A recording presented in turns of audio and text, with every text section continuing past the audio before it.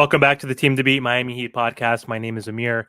Before I get into today's episode, I just want to thank everybody for following the podcast.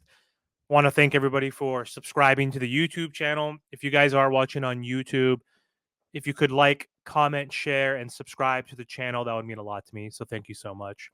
So for today's episode, I want to talk about Gilbert Arenas on his podcast.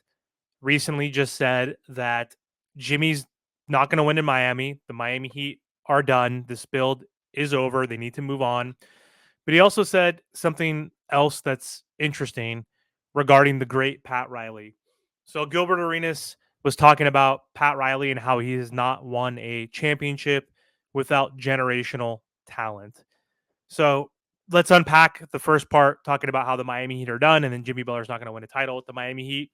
He might not be wrong. Honestly, at this point, the Miami Heat have been in the Jimmy Butler, Bam Adebayo build for 5 years in a row now, and the Heat have gotten close, but no cigar. So we've got to the championship twice and the ECF 3 times, and ultimately you can use the excuse of injuries, which are facts. You know, the Miami Heat have been injured in pretty much every single playoff run with Jimmy Butler, whether it was Jimmy Butler himself or Tyler or Bam or Dragic or Lowry or Caleb Martin, you name it.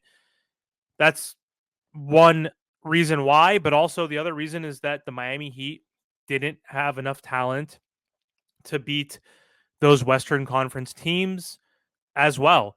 And, you know, they were just unlucky, but also they didn't have the right size and talent and enough scoring in order to win those championships, especially against the Denver Nuggets. They were outmatched. And I mean, we didn't have Tyler Hero, which is huge, obviously, but the Miami Heat were unable to crack 100 points, I think, in any of the 5 games in that series. And it's been a rough, successful path, if you will, for this Miami Heat team and Jimmy Butler, but they just haven't ultimately achieved their goal, which is winning a championship. Is this window over? We shall see. This offseason is going to be very intriguing and interesting. Jimmy Butler has a contract extension looming. Donovan Mitchell has a contract extension looming. Donovan Mitchell has listed the Miami Heat as a top destination that he would want to go to in the past. And most recently, he also said that again. He's like really good friends with Bam Adebayo. He lives in Miami in the offseason.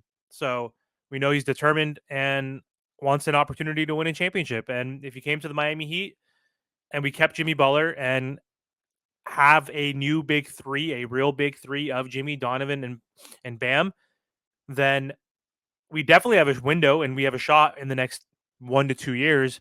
But that's a big if. If we don't get a superstar, a third star, a 1A essentially, who can now carry this team offensively, who can allow Jimmy Butler to take time off and rest in the regular season, who could position us better in the playoff brackets, you could see that it is important to be a home court team and a top seeded team versus a 7th or 8th seed. Anything is better than 7th and 8th. You know, 5 and 6 are still better than 7th and 8th. You don't want to have the hardest path to a championship. You don't want to play the Boston Celtics in the first round. Even if Jimmy and Terry were healthy, you still don't want to play Boston in the first round. You want to play them in the Eastern Conference round. You want to, have them wear down, get a little bit tired, obtain their own injuries, like get lucky in that sense, as it's a war of attrition. So he could be right for the most part.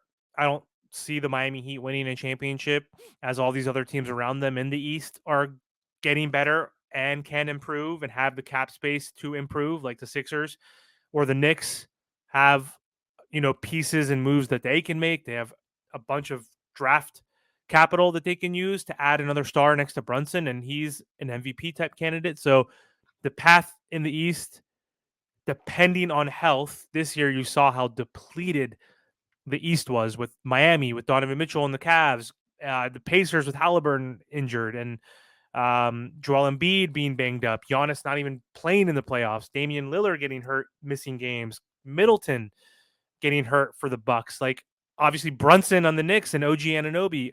So many people got hurt. Boston Celtics have the most Mickey Mouse run, cupcake walk to the finals. Gotta hope that Doncic and Kyrie Irving can help beat the Boston Celtics so they don't win their 18th championship. So, anyway, I don't disagree with him there 100%, but what I do disagree with is the fact that he talked about how Pat Riley needed generational talent to win a championship. He said Pat Riley doesn't win without generational talent. And Riley never won without talent like Kareem, Magic, Shaq. Shaq was 33 years old when they won a championship, so get out of here. And Kareem was generational talent, but he was much older. So of course Magic is correct to say that. Wade is correct. And then LeBron James, of course. He said, "You've never won with teams. Jimmy's the only player who's gotten you close." It's like, yeah, no shit, Sherlock. What organizations, franchises don't win without generational talent? Like, think about it. Like, there's been some rare instances where that's happened, obviously. Like, maybe if we think about the Detroit Pistons who beat the Los Angeles Lakers and broke up Kobe and Shaq and was at '04. Yeah, they didn't have anybody that was really generational. Chauncey Billups wasn't generational talent. Rip Hamilton wasn't. Rasheed wasn't. Ben Wallace, Tayshaun Prince. That's an exception. And I'm sure there's other ones, here and there. But if we look back just in the 2000s, the Los Angeles Lakers had Kobe and Shaq in their prime, generational talent. The Boston Celtics at the time, even though they only won one championship, had Kevin Garnett, who is, I would say, a once in a kind of lifetime generational talent. Paul Pierce and Ray Allen, too. Of course, I don't think they're necessarily generational talent, but that might not be the best example. But again, the Lakers that won multiple championships had Kobe Bryant, had Shaq. Why am I brain farting? Who else won in that era in the 2000s? I mean, Dwayne Wade in '06, generational talent, sure. Doesn't help the use case here because that's obviously Pat Riley's team. But going into the Cavs, I guess when LeBron left, they had Kyrie and Kevin Love and LeBron. Of course, the Warriors dynasty, Steph Curry, Kevin Durant, of course, Clay. They had generational talent there. Most recently, Jokic and the Nuggets. That's generational talent there. You need talent to win championships. That's like obvious. Like it's very rare where you don't have a superstar on a team when you win a championship. So I'm not upset that he's saying it, but it's like, yo, Gil, come on. It's obvious. You need to have a really good team and generational type of players or superstars to win a championship. Like Phil Jackson, considered one of the best coaches of all time, had MJ and Pippen, and then of course went to Shaq and Kobe. Like, are you kidding me? Like, why is he considered the best coach in the NBA? Because he had some of the best talent. Like, he's not going to do it with like Smush Parker and Derek Fisher and Rick Fox only. Like, if he had those players, then he's a lottery coach.